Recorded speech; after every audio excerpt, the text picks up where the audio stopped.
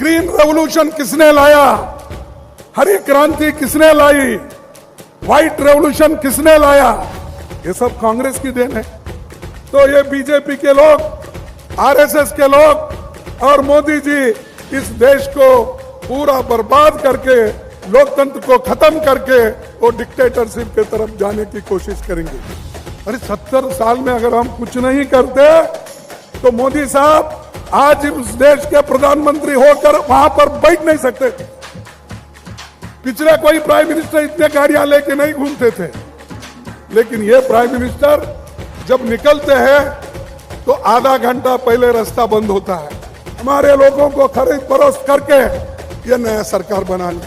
सभी लोग मिलकर इस देश के लोकतंत्र को बचाना है, इस देश के संविधान को बचाना है।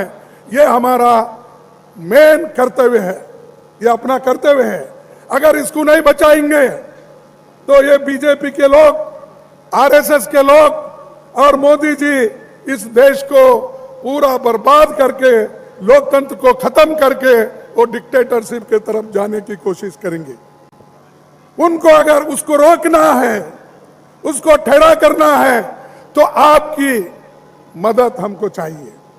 अगर आप मदद नहीं करेंगे तो देश में लोकतंत्र खतरे में होगा, संविधान खतरे में होगा।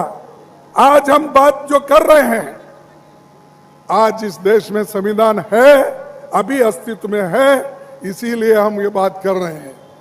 और आज मैं 80 करोड़ को फ्री दे रहा हूं, फ्री दे रहा हूं, 5 केजी कितना दे रहा हूं, जो ढिंडोरा पीट रहे हैं। और ये दिसंबर से लेकर आगे दिसंबर तक और दिसंबर से लेकर मई के चुनाव तक, उसके बाद में वो बोलेंगे बहुत दिन हो गए आपको फ्री में दे रहे हैं, इसके बाद बंद। इस देश में ये जो लोग भूखे मरते थे, उनको खाना खिलाने के लिए, अन्न का उत्पादन करने के लिए किसने कोशिश की? ग्रीन रेवोल्यूशन किसने लाया, हरी क्रांति किसने लाई, व्हाइट रेवोल्यूशन किसने लाया? ये सब कांग्रेस की देन है। फिर भी बार बार हमको बीजेपी के लोग और मोदी जी भी हमेशा पार्लियामेंट के बाहर में, चुनाव में यही बात कहते हैं, 70 साल में कांग्रेस क्या किया।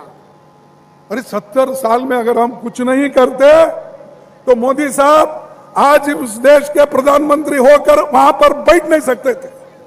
अगर आज बैठे हैं तो ये लोकतंत्र हमने जो बचाया है, संविधान हम जो बचाया है, उसके वजह से आप प्रधानमंत्री होकर हर जगह हेलीकॉप्टर में फिर रहे हो, स्पेशल फ्लाइट में फिर रहे हो, और आप कहीं भी जाते हो तो 200, 300 गाड़ियां आपके पीछे आते हैं। पिछले कोई प्राइम मिनिस्टर इतने गाड़ियां लेके नहीं घूमते थे, लेकिन ये प्राइम मिनिस्टर जब निकलते हैं तो आधा घंटा पहले रास्ता बंद होता है। फिर उनके पीछे 20, 25, 30 गाड़ियां बुलेट प्रूफ निकलते हैं। ऐसा इनका रंग है, कहीं जाओ वो बोलेंगे आज बाबा साहब को नमन करता हूं, कहीं जाएंगे फुले जी को नमस्कार करता हूं, कहीं जाएंगे कबीर को। क्यों? सब ये वोटों के लिए। मैं पूछता हूं मोदी साहब, आरएसएस के लोगों को भी ये पूछना चाहता हूं, बीजेपी के लोगों को भी मैं ये पूछना चाहता हूं, 10 साल पहले कभी आपके ऑफिस में बाबा साहब की फोटो थी, फुले की फोटो थी, महात्मा गांधी की फोटो थी? जवाहरलाल नेहरू की तो छोड़िए, उन्होंने तो जवाहरलाल नेहरू जी के खिलाफ है। सुभाष चंद्र बोस की तो फोटो थी नहीं। फोटोआं उस वक्त लगते हैं जब वोट चाहिए। तो इसलिए आपकी यह जिम्मेदारी होती है कि इस देश को बचाने के लिए, लोगों को ताकत देने के लिए, संविधान की रक्षा करने के लिए आप मजबूत होकर खड़े होना चाहिए। क्योंकि यह पार्टी की स्थापना यहीं से शुरू है, और आप लोग अगर हिफाजत नहीं करेंगे, आप लोग अगर पीछे हटेंगे तो इस देश में सेक्युलरिज्म खत्म होगा, बात करने का बंद होगा, लिखने का बंद होगा, और जितने भी राइटर्स आज उधर से लिख रहे उनका भी बंद होगा। एक तो जो प्रोग्रेसिव राइटर्स हैं, जो देश के बारे में लिखते हैं, जो अच्छे विचारों के बारे में लिखते हैं, साइंटिफिक विचारधारा पे चलते हैं, उनका तो एक और है, लेकिन जो उनके साथ रहकर जो लिखने वाले हैं उनको भी आज ना कल वो मोदी बंद करेंगे। इसीलिए तो आडवाणी जैसे जो उनके पार्टी के नेता थे वो उनको सामने आए तो भी प्रधानमंत्री नहीं देखते। बहुत बार मैं देखा हूं पार्लियामेंट में, जब आडवाणी साहब ये फूल चढ़ाने के लिए जो महापुरुष हमारे जिनकी फोटोआं सेंट्रल हॉल में लगी है, उन फोटोओं को जब पुष्पार्पण करते हैं, उस वक्त उन्होंने मोदी जी आडवाणी को देखते भी नहीं थे, मुरली मनोहर जोशी को भी नहीं देखते थे। अरे अपने ही लोगों को वो देखते नहीं। जब पावर में आने के बाद, अब पूरा पावरफुल बनने के बाद उन लोगों को क्या देखेंगे जो पिछड़े, गरीब, अल्पसंख्यक, इनको कभी देखेंगे नहीं। बात करते जाएंगे उनकी, लेकिन उनको कोई हक नहीं देंगे। इसलिए आप ये बात ध्यान में रखना चाहिए। और अनएम्प्लॉयमेंट, आपको मालूम, नौकरियां तो बहुत देने की बात की। अगर मुझे प्रधानमंत्री बनाएंगे तो हर साल 2 करोड़ नौकरियां मैं दूंगा, ये उन्होंने कहा। बाहर से पैसा लाके हर एक के जेब में 15-15 लाख मैं डालूंगा, ये बोले या नहीं बोले? आप भूल गए शायद, बोले।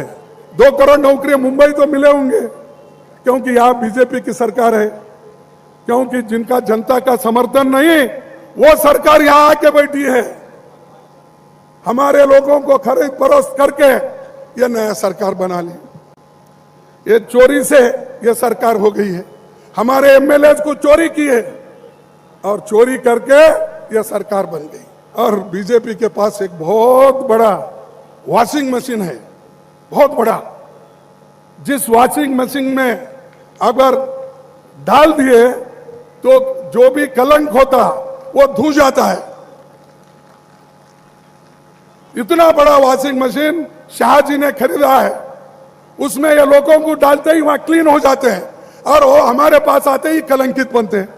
इसीलिए एक संदेश हमारे पार्टी का है, और हमेशा राहुल गांधी भी कहते हैं, सोनिया गांधी जी भी कहते हैं, और हम भी कहते हैं, डरो मत।